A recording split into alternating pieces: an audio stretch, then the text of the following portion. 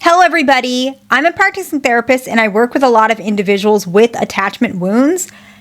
And I noticed that a lot of individuals who struggle with insecure attachment or are in a relationship where both of you guys are insecure attachment, I feel like I noticed that you guys don't know certain things that secure individuals might know. Secure individuals know this almost subconsciously and consciously, but they know it innately. Whereas individuals who are securely attached might not know this. So that's what I wanted to make a video on, right? So I am a practicing therapist. I'm a licensed therapist. I see couples, I see individuals, and I see families sometimes. I don't do families all the time. They're not really my cup of tea. There's just so many moving parts, but I do see them sometimes, especially if it's necessary. But today we're going to talk about what secure individuals know about relationships that individuals who are insecurely attached don't know, okay? And I feel like the best way to start this video is to mention that people who are insecure, sometimes they wonder how relationships are even supposed to work. Like, how come they can't keep a relationship? How come all their relationships fail? How come they don't know how to communicate? How come they can't get their needs met? How come they don't always know what's going on? How come their friend or someone they know is able to get married and just able to have a happy, comfortable relationship and it doesn't look hard? And then you, as an insecure attachment, is struggling to even figure out the fundamentals or even know what's going on. And so these are some of the attributes that I feel like, the aspects that I feel like makes a difference between an individual who can feel more comfortable and secure in relationships in general compared to an insecure attachment. I hope that makes sense. And I know a lot of you guys are asking for longer videos. I promise that in a couple days to a couple weeks, I will make more longer videos. So don't worry, I'm listening. Other people have been asking for shorter ones, so I'm doing that right now. I'm going to do a mixture. The other thing is some people were asking about secure individuals. So that's why I'm making this video today. But I will also continue to make videos about avoidant attachment, considering that's my specialty. So let's go ahead and jump right in. So what secure people know that you may not know, okay? So the first one is that there is no normal and every relationship is different. Secure individuals know this because they have seen a lot of secure relationships in their life. Whether it's their parents, aunts and uncles, their older sibling, whatever it is, they have seen secure relationships. So they have a subconscious blueprint of what these relationships look like, and they know that they're not always the same. Whereas an insecure attachment, they think relationships there is a normal, which is why when they're not getting what they perceive as normal, they fight back. So let me give 2 examples, what an avoidant typically thinks is normal and then what an anxious typically thinks is normal. I don't work with a lot of anxious individuals, so I do want to preface that, but this is what I've heard, especially in couple sessions. This is what I gather, at least, and you guys can correct me, by the way. Avoidant individuals, they typically think a normal relationship is a relationship that doesn't ever fight, like almost literally. They don't ever fight, almost like they don't even talk that much. They just do things side by side and are really consistent. They never bring up issues. They sweep things under the rug and they just try to be happy. They don't bring up arguments. If they disappear and they come back, they don't ever bring it up because they feel like a happy and healthy relationship should not ever have what they perceive as negativity, right? Obviously, well, not obviously, but that's not healthy. Sorry for the camera shake, by the way. But that's not healthy, right? And a lot of anxious preoccupied knows that that's not healthy. But avoidant individuals, they don't know that. But then anxious preoccupied individuals, they think a relationship should be, it ends in commitment. Otherwise, there is no hope. Maybe they expect a lot of communication, a lot of reassurance. I think the most common one that I notice, and again, I said I don't have much experience with anxious individuals, so you guys will have to kind of write in the comments if you guys are anxious, what you guys perceive.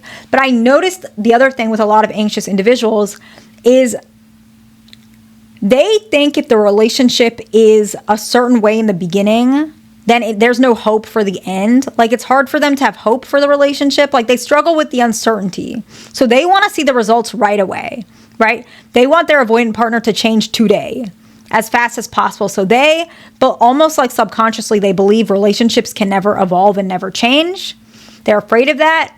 So they want a lot of security right away. They're uncomfortable with the uncertainty, which is not healthy either. And so those two perspectives are what typically is very rigid, right? You both think that that's what's normal, but secure individuals know that there is no normal. That any relationship, as long as you put certain things together and work together, it can work. Secure people know that just innately, subconsciously. Insecure individuals, I notice they don't get that. It's hard for them to understand that. And I'm not coming down on you guys, but I'm just telling you, this is true. Most people who are secure, they just believe this as if it's like breathing.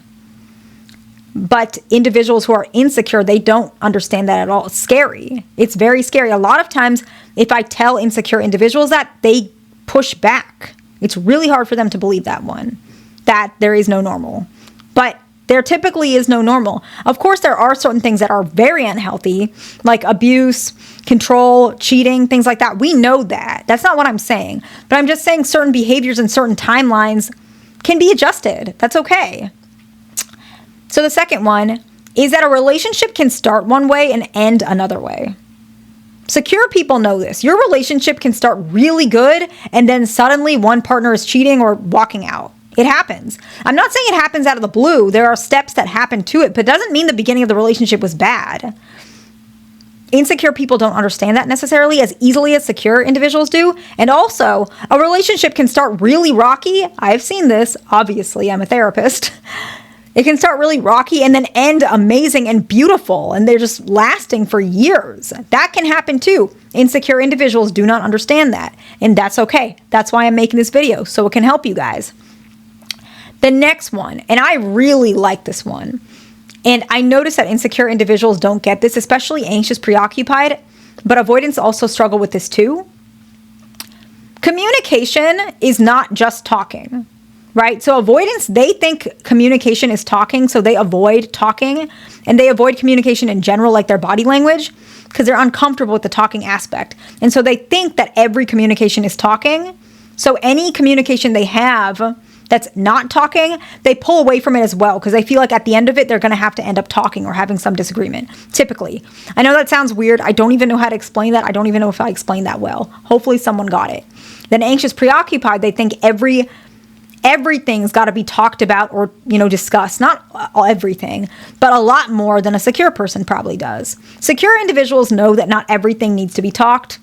There are different types of communication. Just sitting next to each other is a form of communication. Eye contact is a form of communication. Sleeping in the same bed is a form of communication. Holding hands is a form of communication. Partner kind of pulling away is a form of communication. They know that, and they can pick things up about those forms of communication, and they can find a way to manage where they can kind of heal some of that conflict that might be arising. Whereas insecure individuals are not really good at understanding that, right? They cannot see all those things, not as easily. Doesn't mean that you guys are not getting there. And I'm not saying all of you are like that, but a lot of you guys are like that if you're insecure. I'm just letting you know, okay? The next one is that secure individuals know that playing games will usually result in pushing people away. So a good example of playing games that I hear so commonly that a lot of people don't understand is not healthy. And secure individuals know this, but insecure people struggle with this a little bit more. Is like with texting, right? If somebody texts you and they take like 5 hours to text, the other person's like, okay, I'm going to match their energy. Oh my gosh, personally, I don't like that match your energy type thing. That annoys me.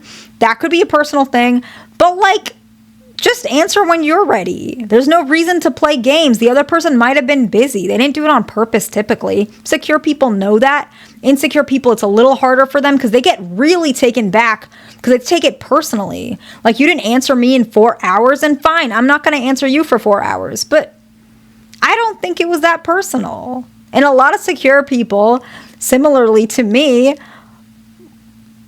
don't think like that. But insecure individuals do, and that's okay. But I'm just sharing with you, secure people don't tend to do that. They don't play games. They find it they know that it's going to pull someone away because they know it's not healthy. That's actually why a lot of secure individuals subconsciously can vet insecure individuals out, which is why a lot of secure individuals date other secure individuals, if that makes sense. And I can make a video on basically how to attract a secure partner if you guys want at one point, because that one's a really common reason why, the playing games thing. Because a lot of individuals don't realize that they do it. Insecure people are not directly saying, hey, I'm going to play this game, I'm going to do this. They don't realize that what they're doing looks like playing a game to a secure person. So that's something I wanted to mention, okay? And again, this is not everybody. There could be a lot of secure people who do some of these things, but they're still overall secure, right? This is just some things that I'm trying to help. I could be wrong, but this is just some things that I think is healthy and we work really well in my sessions, but doesn't mean I'm right. So that's something to keep in mind as well, okay? The next one is secure people. They know that clinging to a relationship that is crumbling can cause more harm than good. That doesn't mean you won't fight for your relationship. That's not what I'm saying, but they realize that clinging to it can cause more harm. Now you're suffocating the relationship, right? Sometimes you got to let it breathe. Add a little bit of space if necessary temporarily so that the relationship can heal, right? The next one, almost like the flip version of it, right? They also know that not putting effort in a relationship continuously can result in losing your partner, right?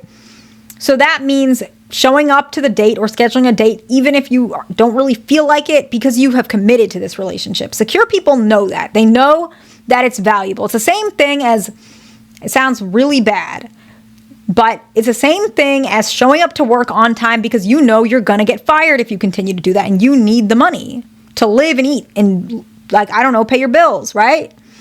Secure people know that is similar to how a relationship works. And I know that doesn't sound romantic, but I'm telling you that it's true, at least from my perspective. You have to, sometimes you don't want to see your partner, but you guys plan this. So, just go have fun. You're going to be grateful. 9 out of 10 times, probably even more than 9 out of 10 times, you enjoyed yourself. Secure people know that. So they go ahead and just do it.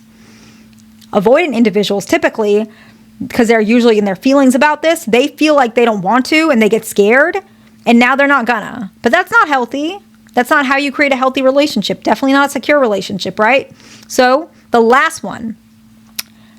And all insecure individuals really struggle with this one, I noticed, but secure individuals not as much. And that is, it's okay to feel uncertain sometimes in your relationship. Relationships have ebbs and flows, up and down, right?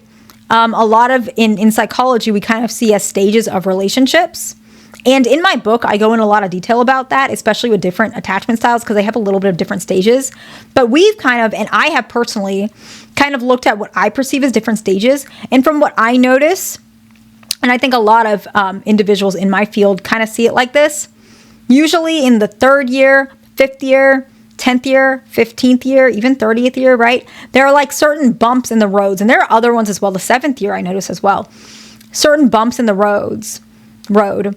And you will feel a little uncertain about your relationship, but usually you can embrace that uncertainty, kind of work with what you guys have, adjust as needed, and usually you come out stronger, right?